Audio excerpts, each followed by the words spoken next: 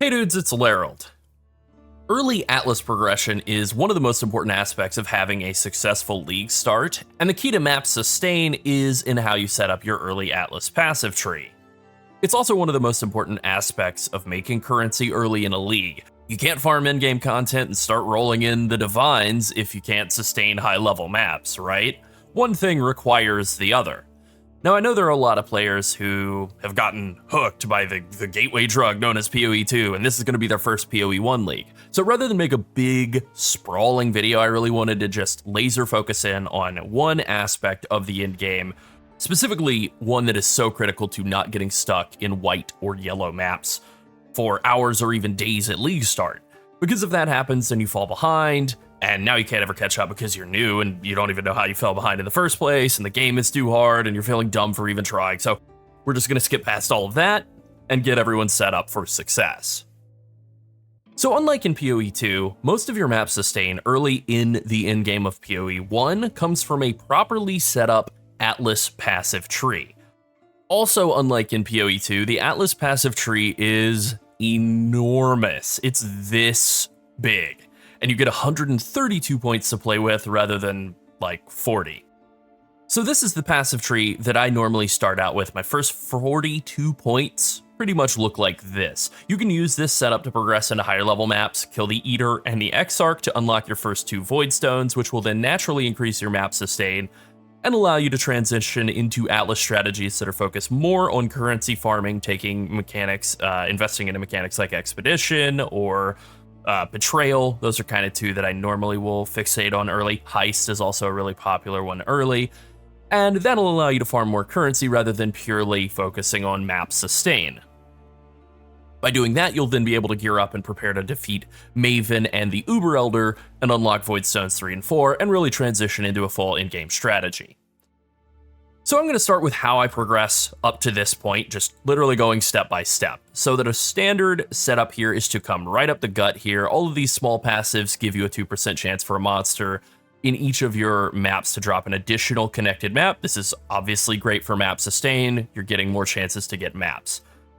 Then I like to come around the right side here, taking all of these small passive nodes that give you a chance to get an additional Kirac mission upon completing your map. I'll talk a little bit more about that in a second when I talk more about Kirac, but the short version of it is that Kirac is very good early in a league for helping with map sustain. So you want to come around here, take all these small passives for Kirac, and then Commissioned Officer, and then 1 point into Shaping the World because it has the bonus that final map boss has a chance to drop an additional connected map. Great, and your maps have a chance to be found 1 tier higher. Then you want to come over to the right and take Shaping the Mountains, and go over to the left and take Shaping the Skies, because they also have that bonus, that chance to get your maps to be a tier higher, and getting higher tier maps, again, unlike in PoE 2, where you're guaranteed to only get maps that are in the tier that you're at or above. In PoE 1, you can get maps that are lower tier, you can get any map that you've completed before, or any map that is adjacent to the map that you're running on the Atlas, and so anything you can do to make maps drop at a higher tier, like taking all of these shaping nodes, really helps out early on. Then from there, I like to come over to the side and just take the rest of the small passive nodes that give Kirac mission chance. Again, Kirac is very good. And so this is what that tree will look like, you know, when I'm pretty close to done, and then I just finish out the rest of these small passives. Technically, I'll do them like this. Take the 2 small passives that give more higher tier map chance, come through overloaded circuits on the right side here, not bold undertakings. Finish that off, and then there you go, 42 points. That's the standard. That's all you need to kill Eater and Exarch. If you get any more points, if you complete any more maps and get any more Atlas passive points, sweet, you can just spend those points on whatever else you like. I kind of like going after Betrayal and Expedition usually, so I'll just put points into like making Expedition show up in my maps, making Jun show up in my maps, and if you are like mentally committed, you know you want to do Betrayal right off the bat, you can actually do a setup that looks more like this right off the bat. Just start by taking those points into Jun, start with Shaping the Mountains, and then make your way over here and then still do all the same stuff that you would have before. Just instead of coming up the middle, you would start off by spending points into Betrayal. This is something I've done in the past. I think I kind of like going up the middle a little bit more just because it is a little bit quicker, and then I can kind of focus on doing Jun and Expedition and stuff later once I've got all of these points unlocked already. All right, so that's our starting point. Now we can kind of talk a little bit about Kirac. He is great really for two reasons. The first is that he offers map missions for free. These are the missions that you're able to unlock by completing maps. I think the baseline chance is 8%, and then you're able to add in, if I remember correctly, it's like another 26%. So you're getting like 35%, 34% chance every time you complete a map to get a Kirac map mission. And the map missions are based off of the level of map that you've done. And he'll just offer a bunch of maps. Now, we're in Standard League, Settlers League has ended, so my Atlas is complete, but he will by default try to offer maps that you haven't completed already. So you can hit Alt, and then that'll show like whether you've completed the bonus objective, and then you can run those maps and try and get more bonus objectives. You know, make sure that you're not choosing a map with modifiers you can't run, like Reflect or whatever.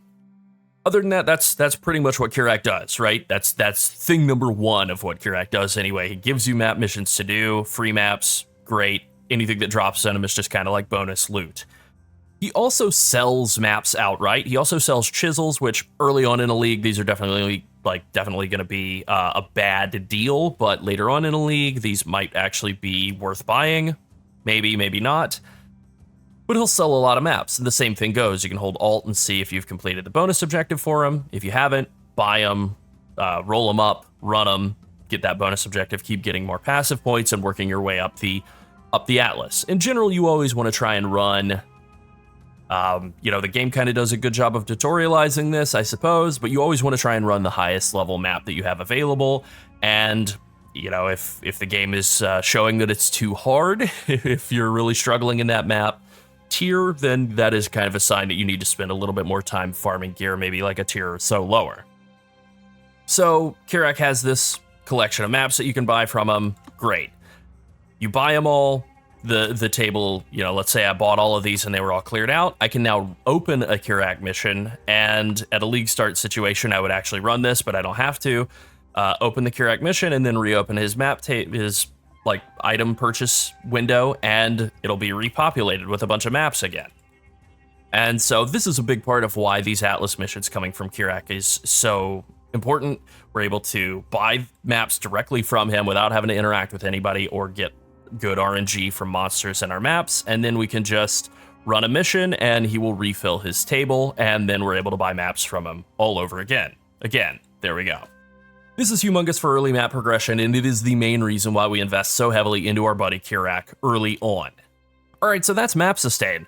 Now let's talk about making currency at league start, and I have a whole spreadsheet here of all of my favorite league mechanics. Well, actually all of the league mechanics. I've ranked them all on whether I think they're good and whether I think they're fun, and then I talk about when you should run them, the kind of the upside, downside, and just some extra thoughts on them all. So I'm not going to hit on every single league mechanic, but I am going to hit on ones that I think are most important, most deserving of a little bit of time and attention here. So I'll start with Alk and Go Eldritch Altars. This is something you only do in tier 14 plus maps, and the reason it's good is you can just roll it together with something else.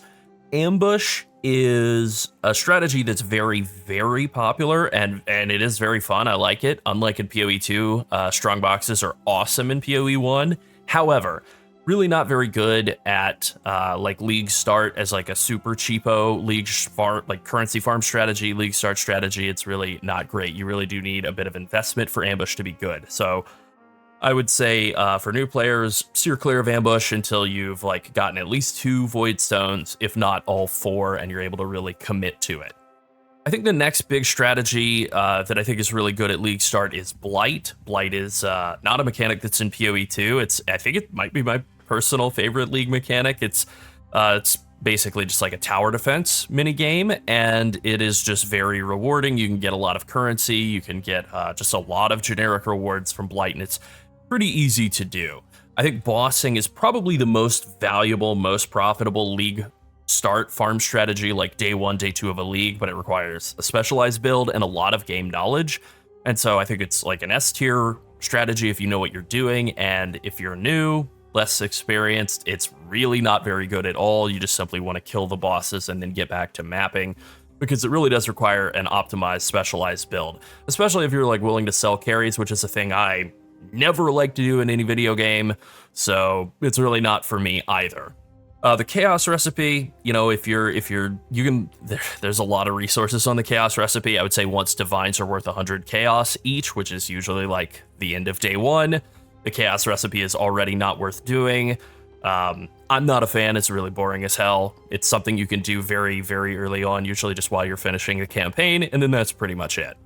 Einhar and Expedition, I think, are both really good League mechanics early on. Einhar is something you can do in very low-level maps, like Tier 1 to Tier 4 white maps are a great place to farm Kirac Chimerals and Finimal Plagued Arachnids, and those can be worth quite a lot. The only real downside to Einhar is that he does work a lot better if you're playing in a group. So if you are playing in a group, Einhar rocks. If you're playing solo, it's a little bit more annoying to really min-max his value. Even if you don't do all the min-maxing, you just simply run him. He's still pretty good early on for very, very low investment. And then Expedition is awesome. Expedition, just for PoE 2 players who are coming over, Expedition is way stronger in PoE 1 than it is in PoE 2, mainly because of Tujin, who will just sell you currency outright. You could just haggle with him for currency. We have put out some Expedition guides in the past, definitely going to do some updated stuff on that as well. But yeah, he rocks, right? You can just walk over to him, just be like, hey man, can I buy some currency from you, please? And he'll be like, yes, which is great. So Expedition is truly amazing at the start of a league. It's pretty much a mechanic I run every single league start, and for good reason. It just literally hands you currency without any questions asked. Heist is a mechanic that's not even in PoE 2, at least not yet. It is another very rewarding, very easy league mechanic. It is actually something you can start doing prior to finishing the campaign. It is something people will do in about an hour of. Some high-level characters or high-level players with lower-level characters that haven't finished a campaign yet that are very, very fast. Toxic Rain Pathfinder, for example, is a brilliant heist runner, and I'll usually do an hour or two of heist before I finish the campaign as well, just to get a little bit of extra currency before killing Kitava and moving on to maps. Betrayal got a pretty big rework this league. In the past, you would always do Betrayal as a league start mechanic so you could get all the crafting recipes. That's no longer necessary, but Betrayal also got a huge buff, so I think I may still wind up doing Betrayal. Even so, I like the ability to get a bunch of veiled items out of Betrayal. I like a lot of aspects of Betrayal. I like the boss fight. I like the what are they called? Strongholds? Safe houses. I like the safe houses. I don't like the invasions. Those can be pretty deadly, but I am actually kind of excited to do Betrayal, which is completely insane to say, but it is true. Kirac missions, obviously good, already gave him a whole section of his own. I would say lab running is something that if you're playing a fast build that's relatively tanky, again, Toxic Rain Pathfinder is like a perfect option for this, and you have the stomach to run lab a whole bunch of times, then Labyrinth can be amazingly profitable early on in a league, just generating a bunch of transfigured gems and selling those for massive amounts of profit.